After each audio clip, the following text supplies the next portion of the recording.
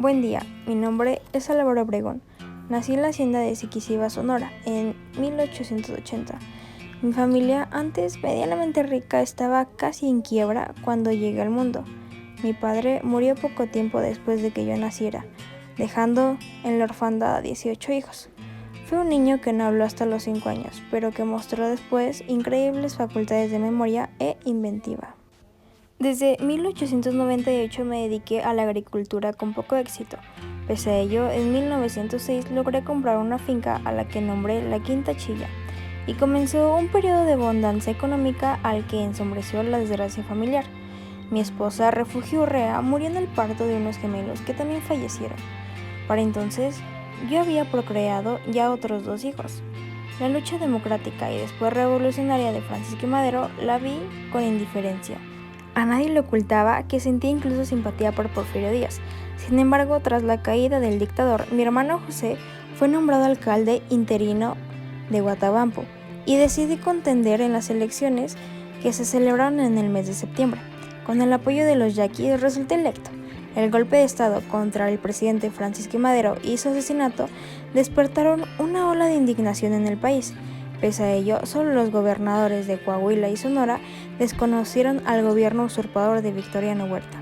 El 26 de marzo de 1913 fue proclamado el Plan de Guadalupe, alrededor del cual los revolucionarios del norte organizaron la lucha conformando el ejército constitucionalista. Recibí el nombramiento de jefe militar de Hermosillo.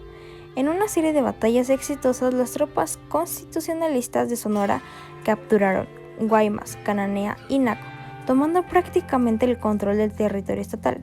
Eso permitió que Venustiano Carranza estableciera su gobierno en Hermosillo. En septiembre, Carranza me designó comandante del Ejército del Noroeste, uno de los 3 cuerpos con los que el ejército constitucionalista preparaba su avance hacia la capital del país. A partir de mayo de 1914, inicié un avance decidido hacia el sur, tomando Tepic y la importantísima Guadalajara. Ahí tuve noticias del formidable avance paralelo de la División del Norte comandada por Pancho Villa. En Zacatecas había significado una de las batallas más sangrientas de la guerra, en la que se decidió la suerte de Victoriano Huerta. El recelo de Carranza hacia Pancho Villa motivó que, pese a sus victorias, ordenara su regreso hacia Chihuahua. Yo ya convertí en general de división. Enfilaba hacia la Ciudad de México, a la que entré victorioso en agosto de 1914. Yo estaba lleno de remordimientos por no haber participado desde el principio en la revolución. Visité la tumba de Madero y decidí tomar venganza de todos quienes no me apoyaron en los días aciagos de la decena trágica. Fijé impuestos de guerra a los propietarios, a los comerciantes y al clero. Perseguí a los acaparadores e incluso encarcelé a algunos abarroteros españoles, a quienes también hice barrer las calles. Tuve un lugar destacado en las sesiones de la Convención de Aguascalientes, pero me mostré ambiguo ante el apoyo a Carranza y las decisiones de esta junta que me removían del poder ejecutivo. Cuando vino el rompimiento, maduré el carrancismo y me convertí en la más importante pieza militar en la lucha contra zapatistas y villistas. Las fuerzas convencionistas y carrancistas se enfrentaron en una serie de cruentas batallas en la zona del Bajío. En abril de 1915, una y otra vez, los ataques frontales de la caballería villista se estrellaron contra mi artillería. Sin embargo, el 15 de abril se alzó con la victoria y los últimos restos de la División del Norte se retiraron desordenadamente. Unos meses después, cuando perseguía a las dispersas guerrillas villistas, mis tropas fueron atacadas con granadas. En el ataque, perdí el brazo derecho y al verme en ese estado intenté suicidarme. Apreté el gatillo, pero el arma no disparó y me fue arrebatada antes de que lo intentara nuevamente. En 1916 era visto como el caudillo invicto de la revolución, a quien no le faltaba ni siquiera la visible cicatriz de la guerra. Regresé a Sonora, a La Quinta Chilla, donde construí un pequeño emporio agrícola que dio trabajo a 1,500 personas. La amputación de mi brazo había cambiado mi metabolismo y el regreso a la vida civil me cambió radicalmente. Engordé y me salieron canas. 5 años después de mi mutilación, a los 40, parecía ya un hombre viejo, aunque disfruté el regreso a los trabajos agrícolas. Desde La Quinta Chilla miraba la silla presidencial. Esperaba por supuesto que Carranza correspondiera al altar que le había procesado durante la guerra, pero Carranza tenía otras ideas. Comprendía la amenaza del militarismo y postuló a un civil, Ignacio Bonillas, como su sucesor a las elecciones de 1920. Yo, al estar despechado, me lancé como candidato opositor. En cuestión de meses atraje grupos, pacté compromisos, todo con el fin de alcanzar el poder. Mientras tanto, mis aliados Plutarco Elías Calles y Adolfo de la Huerta habían lanzado en mi honor el plan de Agua Prieta, que desconocía Carranza.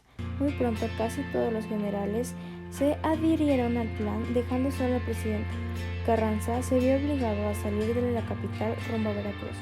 En el camino murió durante un ataque a traición en condiciones inciertas. El 1 de diciembre de 1920 me convertí en el presidente de México. Durante mi gobierno creé la Secretaría de Educación Pública y designé como mi titular a José Vasconcelos. Gracias a mi cultura mexicana tuvo un renacimiento que abarcó desde la fundación de las escuelas rurales hasta la realización de grandes obras de pintura mural en los edificios públicos. En 1923, al aproximarse la sucesión presidencial, apoyé a Plutarco Elías Calles como candidato con miras ya a reelegirme. En 1928 esto provocó la rebelión de Adolfo de la Huerta y cerca de la mitad del ejército apoyó su sublevación. Logré vencer a los rebeldes, pero la revuelta dejó un doloroso saldo de 7,000 muertos.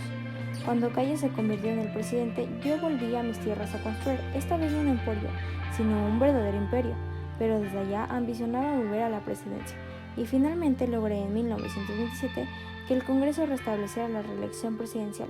Durante mi campaña mis enemigos, los generales Arnulfo R. Gómez y Francisco R. Serrano, conspiraron para detenerme y fusilarme. Descubierto el complot, Serrano fue detenido, pero en lugar de ser encarcelado y seguir en un juicio, fue asesinado con varios seguidores en Huitzilac. Pero yo también sufrí un ataque con una bomba lanzada hacia mi auto cuando me dirigía a una corrida de toros. Entonces fue cuando declaré: viviré hasta que alguien esté dispuesto a cambiar su vida por la mía.